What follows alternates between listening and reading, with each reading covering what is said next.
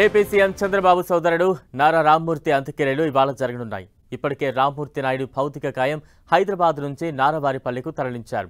ప్రత్యేక విమానంలో బేగంపేట ఎయిర్పోర్ట్ నుంచి రామ్మూర్తి భౌతిక కాయాన్ని స్వగ్రామానికి తీసుకువచ్చారు.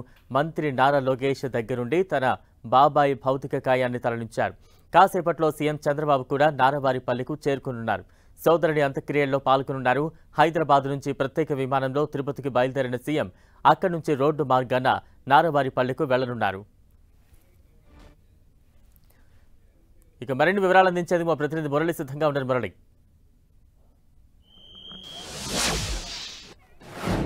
కాసేపట్లోనే ఏపీ సీఎం చంద్రబాబు నాయుడు నారావారిపల్లికి చేరుకోబోతున్నారు. సరిగ్గా గంట క్రితమే నారా రామ్మూర్తి నాయుడు పార్థివ దేహం నారావారిపల్లికి చేరుకుంది.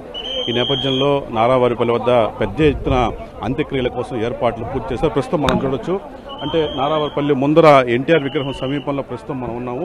ఇంటి చుట్టూ కూడా పెద్ద సంఖ్యలో అంటే కార్యకర్తలు కొంతమంది రావడం జరిగింది. పార్టీ కూడా ఎక్కువ హడావుడి చేయొద్దని పిలిపించినట్టుంది. ఈ నేపథ్యంలో తక్కువ సంఖ్యలో పార్టీ నేతలు, ఎమ్మెల్యేలు, ముఖ్యమైన పార్టీ నేతలంతా కూడా బయటకు రావడం జరిగింది. ఆయన పార్థివ దేహం మాత్రం ఇంటి లోపల నారావారిపల్లిలో ఇంటి లోపల ఉంచి ఉన్నారు.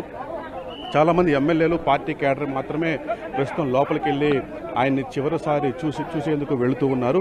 బయటంతా కూడా పార్టీ క్యాడరు, ముఖ్యమైన నాయకులు భారీగా వెయిట్ చేస్తున్నారు. తప్పనిసరిగా అంటే మరో 10-15 నిమిషాల వ్యవధిలోనే సీఎం చంద్రబాబు నాయుడు ఇక్కడికి చేరుకోబోతున్నారు. ఇక్కడి నుంచి పూర్తిగా ఆయన రామ్మూర్తి నాయుడు అంటే సోదరుడు అంత్యక్రియల్లో చంద్రబాబు నాయుడు పాల్గొనబోతున్నారు. సరిగ్గా 3:30 నుంచి 4:30 లోపే అంత్యక్రియలు పూర్తి చేసేందుకు ఏర్పాట్లు కొనసాగుతున్నాయి. మళ్ళీ 4:30 నుంచి 6 వరకు రావుకాలం ఉన్న నేపథ్యంలో రావుకాలం లోపలే ఈ మొత్తం కార్యక్రమాన్ని పూర్తి చేయాలని ప్రస్తుతం మనం చూడొచ్చు. ఇంటి ముంగిట ఉన్న పరిసరాలు లోపలైతే మీడియాని అంటే ఆయన పార్థివ దేహం వద్దకు మీడియాను అనుమతించలేదు. లోపల మాత్రం విజువల్స్ తీసుకొని మాత్రం మళ్ళీ బయటకు పంపించేస్తున్నారు. బయట అయితే పార్టీ నేతలు, ముఖ్యమైన కార్యకర్తలు, అట్లాగే ఎమ్మెల్యేలు, ఎమ్మెల్సీలు, ఇతర ముఖ్య నేతలు మాత్రమే ఇంటి లోపల ఆయన పార్థివ దేహం వద్ద ఉన్నారు. మరి సరిగ్గా మరో 15 నిమిషాల వ్యవధిలోనే చంద్రబాబు నాయుడు నారావారిపల్లికి చేరుకోబోతున్నారు. చాలామంది రామ్మూర్తి నాయుడుతో ఉన్న అనుబంధాన్ని గుర్తు చేసుకుంటూ ఉన్నారు. దాదాపు అంటే 94-99 సమయంలో ఆయన ఎమ్మెల్యేగా ఉన్నారు. ఇక్కడ ఈ ప్రాంతంలో యువతకి ఆయన చాలా చేరువయ్యారు. ఇక్కడ కబడ్డీ పోటీలు నిర్వహించేవారు. దాదాపు 5 ఏళ్ల పాటు ఎమ్మెల్యేగా ఉన్న సమయంలో తనదైన శైలిలో ఆయన నాయకుడిగా రాణించారు. చంద్రబాబు నాయుడు సోదరుడుగా ఆయన ఒక ప్రత్యేక గుర్తింపు కూడా పొందారు. మొత్తంగా నారావారిపల్లి మొత్తం రామ్మూర్తి నాయుడు మృతితో కన్నీరు పెడుతుందని చెప్పక తప్పదు. బలరాం, అంటే మురళి, అంటే చంద్రబాబు ఎంతసేపట్లో రాబోతున్నారు? కుటుంబ సభ్యులందరూ అక్కడికి ఇప్పటికే చేరుకున్నారా? ఎటువంటి ఏర్పాట్లు చేపడుతూ ఉన్నారు?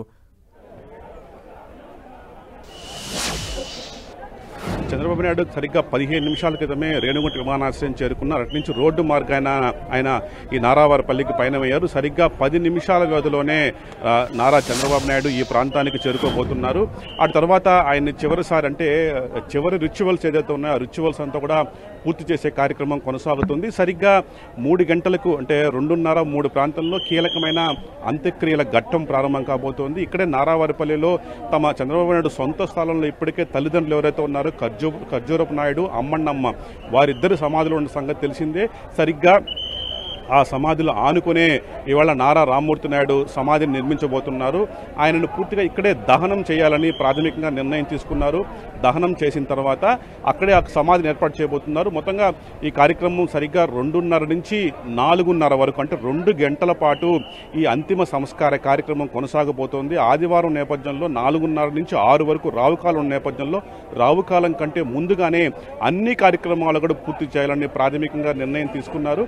ఈ నేపథ్యంలో నారావారిపల్లి కంటే చుట్టుపక్కల చాలా మంది పల్లెలకు రామ్మూర్తి నాయుడు అత్యంత సుపరిచితుడు.